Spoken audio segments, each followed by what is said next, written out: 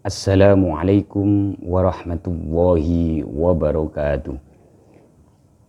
Bismillah, alhamdulillah, wassalatu wassalamu ala sayyidina rasulillah wa ala alihi wa sahabatihi wa man tabi'a sunnatahu wa jama'atah min yaumina hadha ila yaumil qiyamah, amma ba'dah. Pemirsa, sedulur-sedulur semuanya yang kami banggakan, pada kesempatan kali ini MTKV TV melalui kajian fikih rubu ubudiyah dan muamalahnya akan melanjutkan kitab Mafahim Yajib an Tusokha, pemahaman-pemahaman yang harus atau yang perlu untuk diluruskan. Dalam hal ini kita akan membahas tentang terutama mengenai tawassul, yang banyak orang yang salah memahami tentang tawassul, tidak bisa membedakan tawassul sebagai sarana atau wasilah. Wasilah bahasa Arabnya dari sarana. Kebanyakan tawassul diartikan sebagai ghayah, tujuan, sehingga ada orang yang begitu anti dengan tawassul. Karena itu dalam kondisi tertentu ada tawassul yang disepakati, dan dalam kondisi yang lain ada tawassul yang tidak disepakati. Sekarang kita pada bab al-muttafaq alaih minat tawassuli, tawassul yang disepakati. Lam yahtalif ahadun minal muslimin, tidak ada perbedaan pendapat di kalangan orang-orang Islam. Perbedaan pendapat di sini tentu beda dengan pendapatan, ya. Jadi tidak ada perbedaan di kalangan umat Islam fi masru'iyyati tawassuli, dalam hal tentang disyariatkannya tawassul kemana? Ilallahi subhanahu wa ta'ala, tawassul kepada Allah subhanahu wa ta'ala. Dengan apa? Bil a'malis solihati, dengan amal-amal soleh. Amal-amal soleh itu adalah amal-amal yang patut, yang lumrah dikerjakan oleh orang Islam. Apa amal soleh itu? Faman soma, maka barang siapa yang berpuasa, au sholla atau sholat, au qoro'a atau membaca Al-Qur'ana, membaca Quran, au tasoddaqo atau bersodako. Barang siapa yang puasa, sholat, membaca Quran atau sodako, fa innahu yatawassalu bisyam, maka secara otomatis orang tersebut berarti bertawassul atau membuat sarana dengan puasanya, wasolati, dan dengan sholatnya, wa qiraati, dan dengan bacaan Qur'annya, wa sodakoti, dan dengan sodakonya. Tawassul di sini berarti dengan amalan soleh itulah dia berharap-harap bisa sebagai sarana sekaligus sarana mendapatkan pahala. Bal huwa arja fil qabuli, bahkan tawassul dengan amal soleh itu arja fil qabuli, unggul dan pasti dalam hal diterimanya, itu sangat berpotensi sekali arja itu. Wa a'dhamu fi nailil matlubi, dan besar sekali kesempatan untuk memperoleh apa yang diinginkan. Dalam beberapa ayat dan hadis, barang siapa yang berpuasa ganjarannya surga ini, barang siapa yang sholat ganjarannya ini, barang siapa yang membaca Al-Quran dengan wasilah itu ganjarannya ini, dan seterusnya. La yahtalifu fi dzalik, karena itu tidak ada perbedaan tentang hal ini. Kenapa tidak ada perbedaan? Dalilnya di mana? Argumentasi dasar pijakannya di mana? Wad dalilu, adapun dalil argumentasi tentang tawassul dengan amal soleh ini, ala hadza hadisus salasatil ladina, mengenai hadis tentang 3 orang. Ini adalah hadis masyhur ya. Apa hadis mengenai 3 orang itu? Intobako, ujuk-ujuk tertutup alaihim, atas 3 orang itu tertutup di mana? Al-waru, tertutup di dalam sebuah gua. Ini dalam cerita hadis itu 3 orang ini perjalanan terus bernaung, ngiyup, berteduh di dalam gua. Tiba-tiba pintu yang dilewati masuk dalam gua itu kejatuhan batu besar dan tidak ada yang bisa keluar. Nah, fatawassala ahadum ilallahi.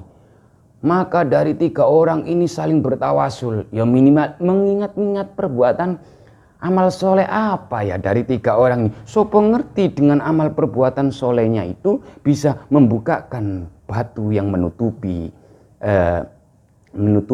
pintu gua itu.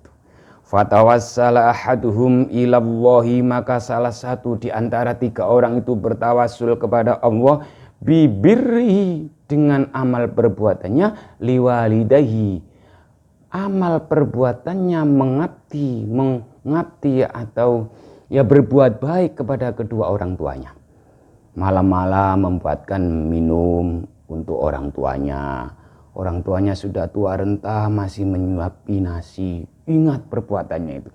Wa tawassala tsani, sementara orang yang kedua bertawasul bibti'atihi anil fahisah, yaitu dia bisa menjauhkan diri dari perbuatan fahisah, mau berbuat zina.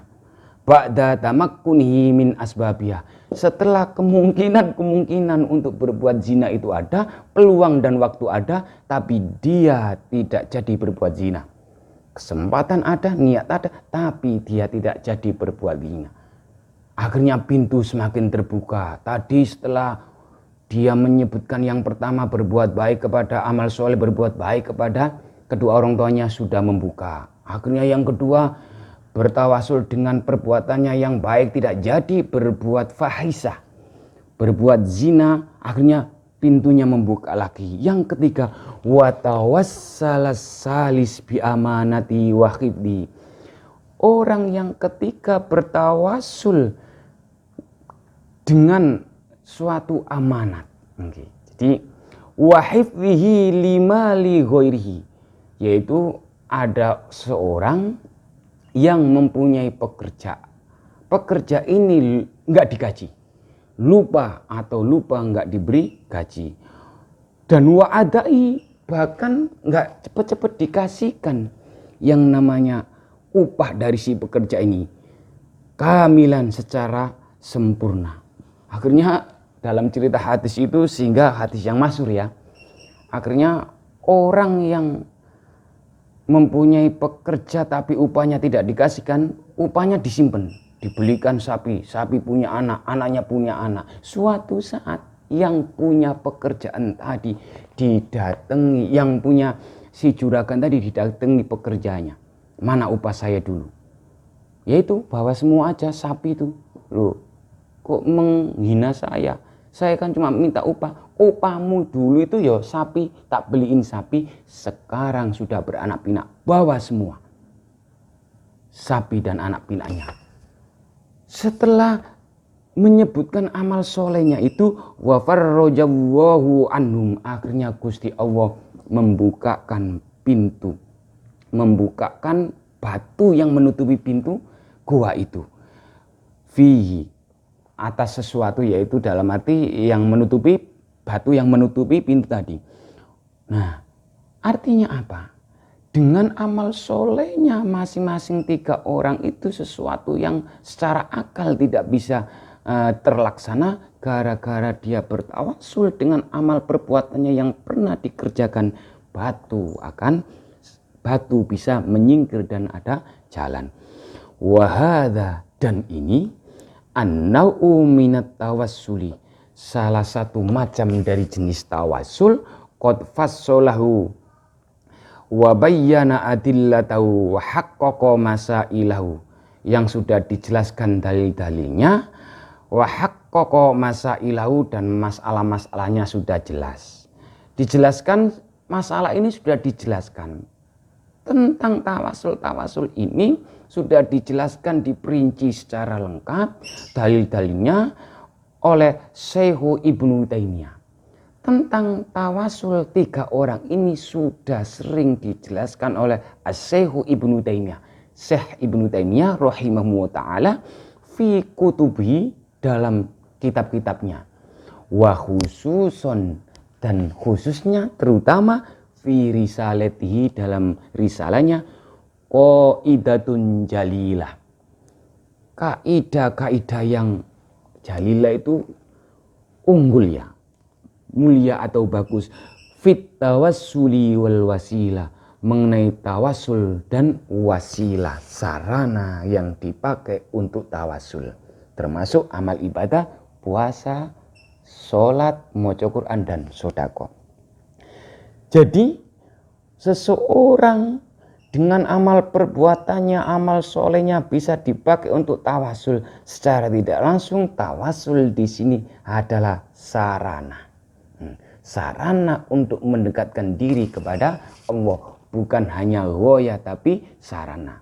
Begitu juga bagaimana ketika kita tawasul dengan baginda Rasulullah Muhammad SAW pada pertemuan bagian pertama dulu. Boleh. Nanti suatu saat kita juga akan menjelaskan bagaimana tawasul kepada para aulia, para syuhada, para salafus soleh, para alim ulama. Itu sehingga perlu untuk dijelaskan terus pemahaman-pemahaman yang salah. Beda salah paham dengan paham yang salah. Makanya besok ada kena opo masalah tawasul, kok ada perbedaan atau pemahaman yang salah. Disitulah besok kita akan mengupas mahallul khilaf, titik perbedaan. Nah, kami kira cukup untuk pertemuan ini. Mudah-mudahan ada manfaatnya tentang apa itu tawasul yang disepakati. Kurang lebihnya mohon maaf. Akhirnya in khairun faminallah wa in syarrun saking kula. Assalamualaikum warahmatullahi wabarakatuh. Jangan lupa tombol subscribe, like, lalu kemudian share ke teman-teman atau saudara-saudara atau jamaah-jamaah yang lain yang membutuhkan.